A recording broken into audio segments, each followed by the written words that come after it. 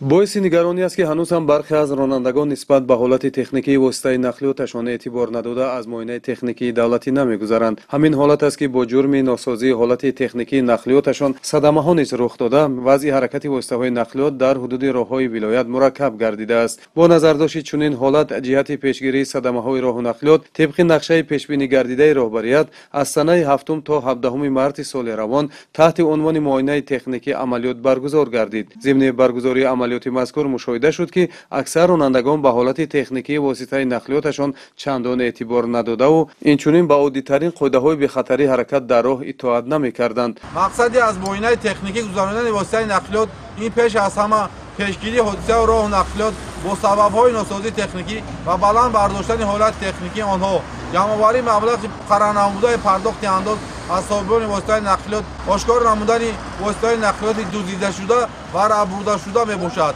тибқи талаботи моддаи 30 Қонуни Ҷумҳурии Тоҷикистон дар бораи ҳаракат дар роҳ, истифодаи воситаҳои нақлиёт ки аз муоинаи ҳаҷми давлатӣ техникӣ нагузаштаанд, бо шода гирифтани рақамҳои қайди давлатӣ манъ карда мешавад. бинобар ин аз 7 марти соли ҷорӣ то 17 марти соли 2025 дар марзи вилояти Хатлон амалиёти муоинаи техникӣ гузаронида мешавад.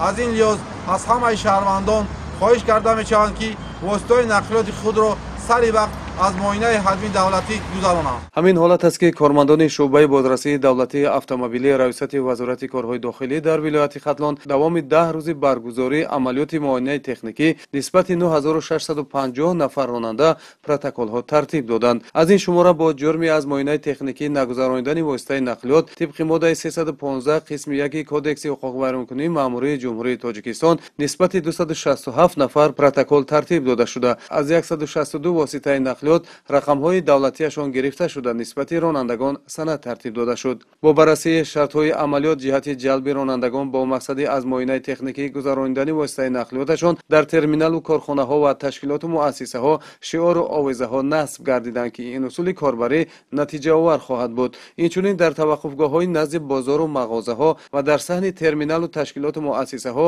бо аҳолӣ вохӯрии мулоқотҳо ороста шуда, ҳайати кормандони шуъбаи бозрасии давлатии автомобилии рависати вазорати корҳои дохилӣ дар вилояти Хатлон моҳияти аз муоинаи техникӣ гузаронидани воситаҳои нақлиётро фаҳмонида даъват ба амал оварданд, ки аз муоинаи техникӣ гузаронидани нақлиёт табқи талабот ҳатмӣ мебошад.